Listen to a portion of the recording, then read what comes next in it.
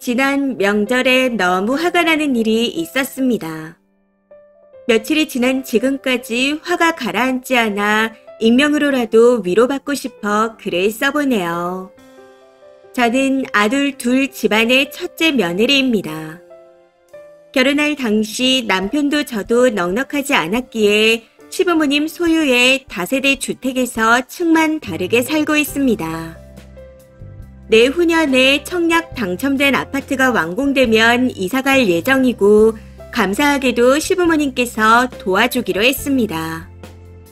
결혼 후 바로 임신, 출산, 육아로 일을 하지 못하다가 힘들게 일을 시작했는데 일을 시작한 직후 코로나 영향으로 그만두고 지금은 자격증을 준비 중입니다.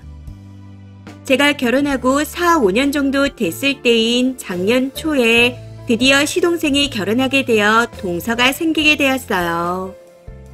항상 저 혼자 대소사를 챙기고 시부모님을 챙기느라 힘들었는데 동서가 생긴다고 하니 친하게 잘 지내고 싶다 생각했습니다.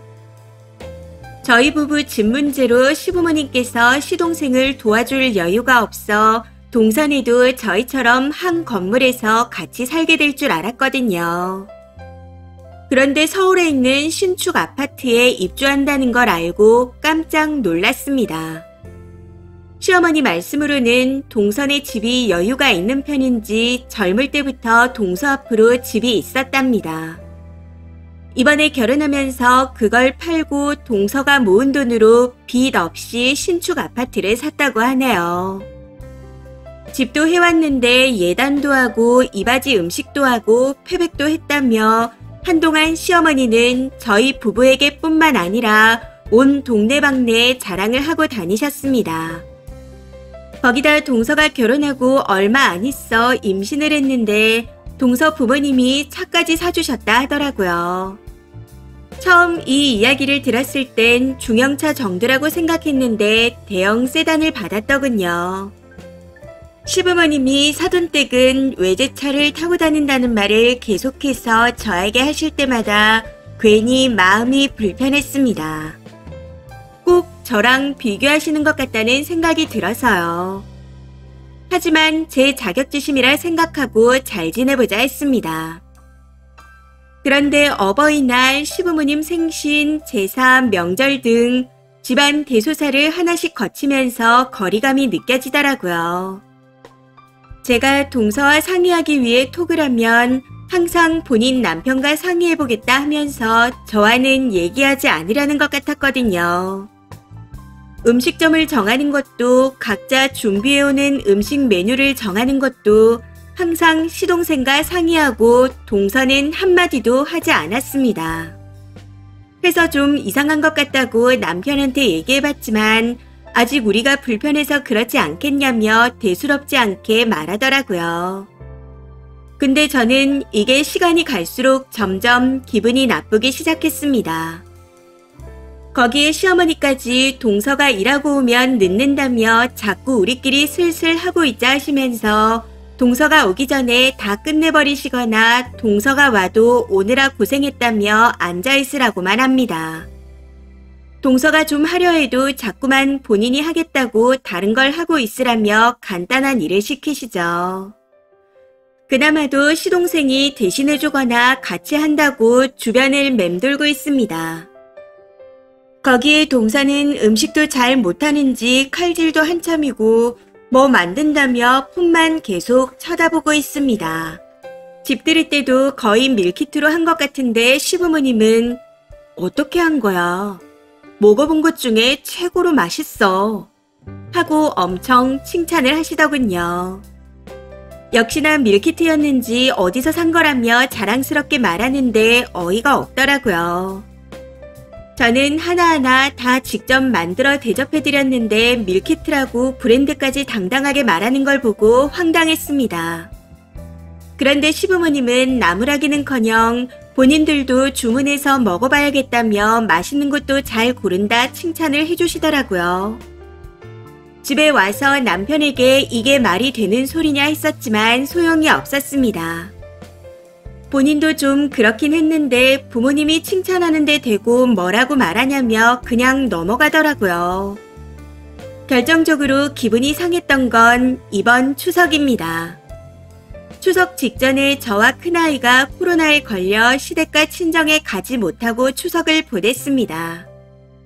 친정이 멀어 명절이 아니면 가기 힘들어 아쉬웠지만 한편으로는 음식도 안 하고 설거지도 안 해서 편한 명절을 보낸 것 같아요.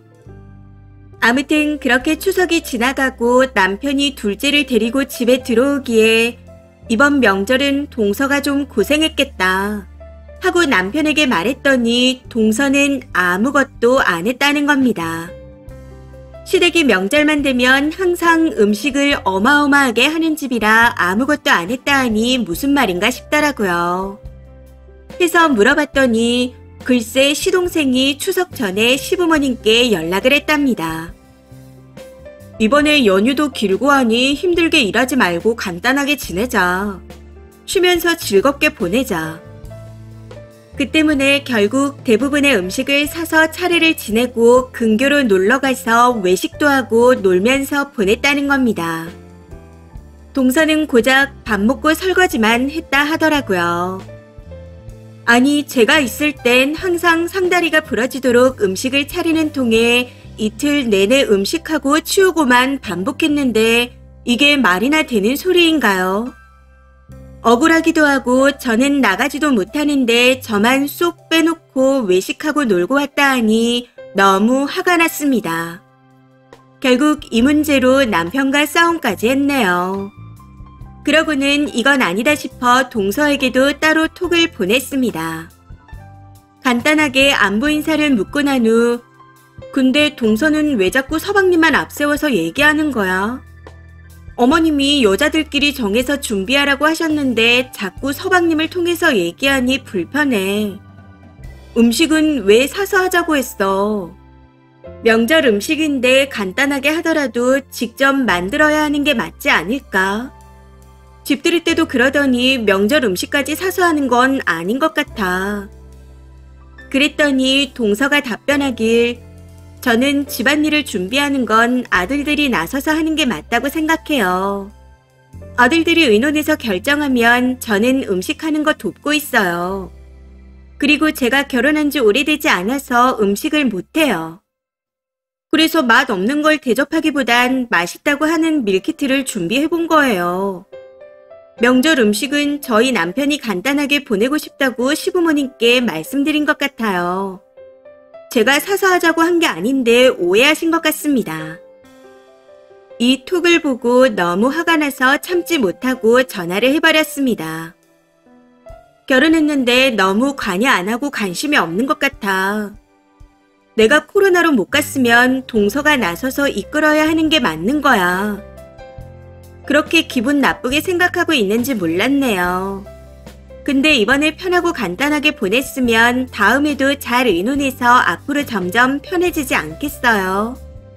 그냥 좋게 생각했으면 좋겠어요. 대충 이런 대화가 오갔던 것 같습니다. 이후부터는 너무 화가 나서 동서가 결혼해서 1년이 넘는 시간 동안 제대로 한 게 뭐 있어?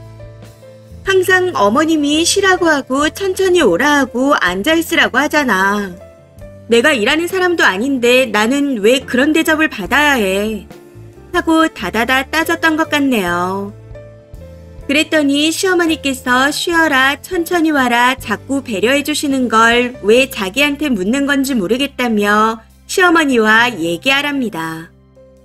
더 어이가 없는 건 적반하장으로 나오는 동서로 인해 말문이 막히고 어이없고 화가 나서 울 것 같아 말을 잠시 못하고 있었더니 근무 시간이라고 다시 연락드리겠다며 전화를 먼저 끊어버렸다는 겁니다. 물론 그 이후로 전화는 다시 오지 않았어요. 처음에는 자격지심이지 싶어 잘 지내봐야지 생각하고 나름 잘 대해줬다 생각했는데 저한테 하는 말이나 행동들이 저를 무시하는 것 같아 너무 화가 납니다. 매년 시부모님 생신 때마다 한상 가득 차려드렸는데 동서는 음식점에서 외식으로 때웠었고 제사도 일 때문에 못 온다고 안 와서 저 혼자 했습니다. 명절도 시어머니가 자꾸 저한테만 하자 하셔서 동서가 들어와도 이전과 달라진 게 뭔지 모르겠습니다. 열만 더 받아요. 거기에 저는 아들 둘인데 동선이는 딸을 낳았더니 온 집안 식구가 딸바보가 되어 저희 아들들에게는 관심도 없습니다. 이 때문에 더 화가 나고 동서가 얄밉습니다. 남편도 처음에는 제 말을 들어주는가 싶더니 이제는 어쩌라는 거냐며 오히려 화만 내고 있습니다.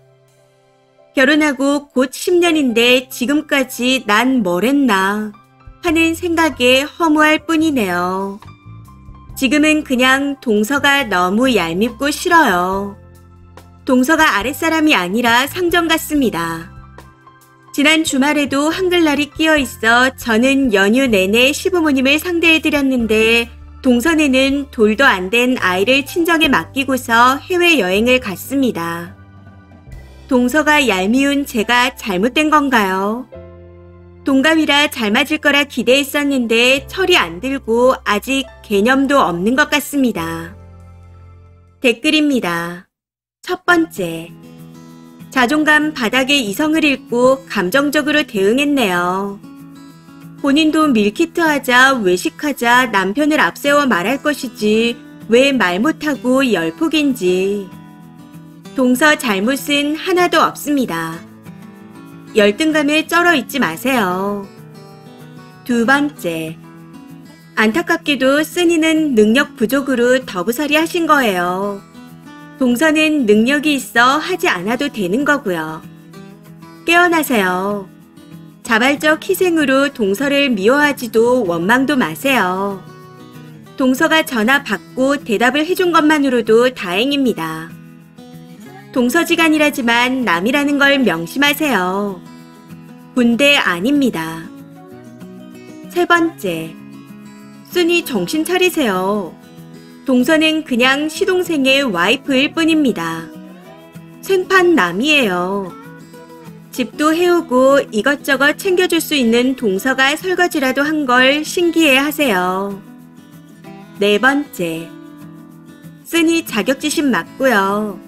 서운한 건 시어머니에게 따지는 것도 맞습니다. 왜 본인이 겪은 걸 똑같이 겪어야 한다고 생각해요? 그런 마음 때문에 시집살이가 대물림 되는 거고 시집살이 겪어본 사람들이 더 한다는 말이 있는 겁니다. 하필 또 쓴이는 아들만 있다고 하니 나중에 어떤 시어머니가 될지 뻔히 보이는 것 같네요. 이번 사연은 여기까지입니다. 시청해주셔서 감사합니다.